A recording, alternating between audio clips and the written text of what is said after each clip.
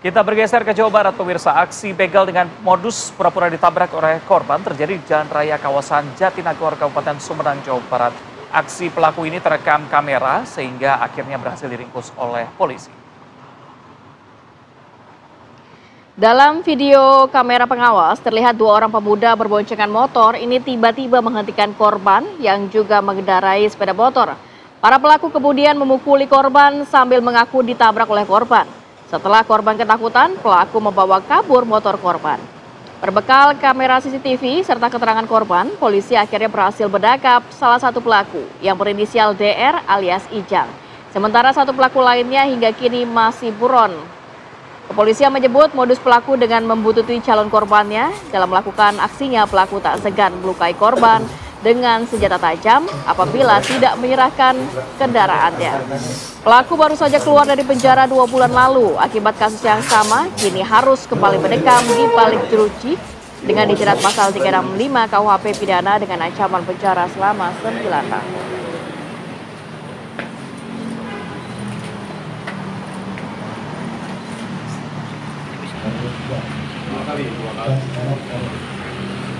Dua kali baru sekarang ketangkep. 2 kali itu dijual kemana?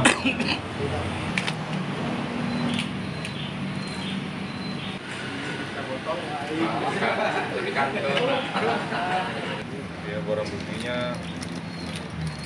alat-alat.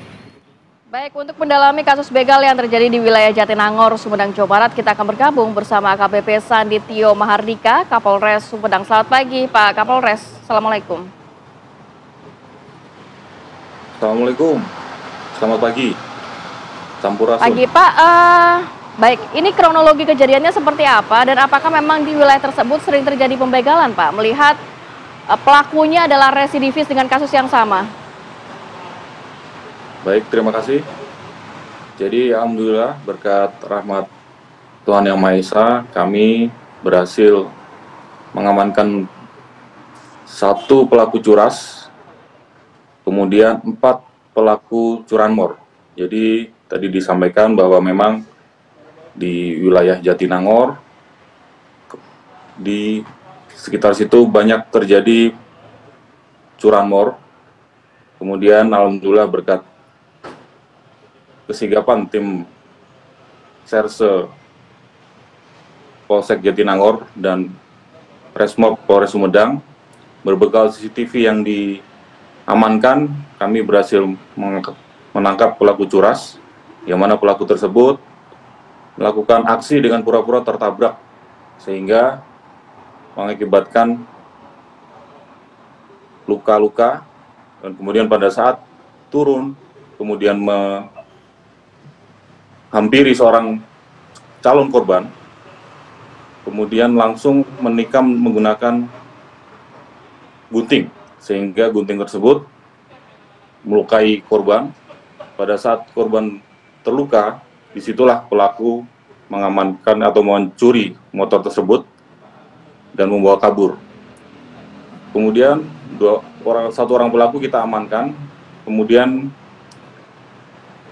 kita lakukan juga pencarian 1 orang lagi pelaku yang memang DPO, karena dilakukan oleh 2 orang bekerja sama, sehingga kami tetapkan 1 orang sebagai DPO dan 1 orang menjadi tersangka. 4 orang pelaku curas lainnya memang di situ sering terjadi curanmor, sehingga kami menghimbau warga Sumedang, Jatinangor, yang memang di situ merupakan miniaturnya Indonesia, banyak sekali warga pendatang di sana, sehingga kos-kosan, kemudian mahasiswa menjadi sasaran empuk bagi para pelaku curanmor. Alhamdulillah berkat kerjasama semua pihak, kami bisa mengamankan 1 orang pelaku curas dan 4 orang pelaku curanmor.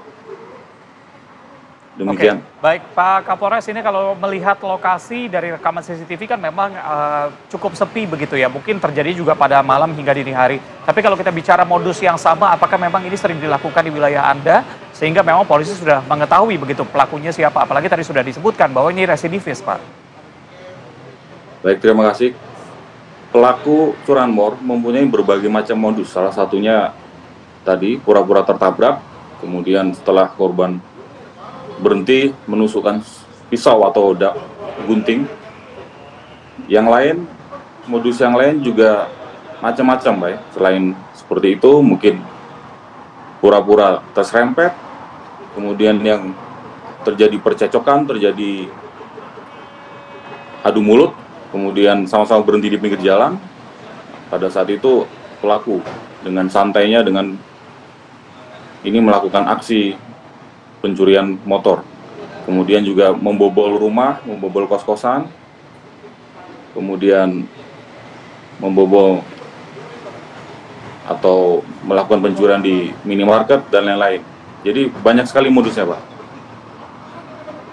Baik, Pak Kapolres melihat ini juga pernah menjalani hukuman dengan kasus yang sama, apakah akan ada pasal berlapis yang nantinya dikenakan kepada pelaku? Tentunya pasal itu akan kita terapkan berlapis dan otomatis tuntutan yang akan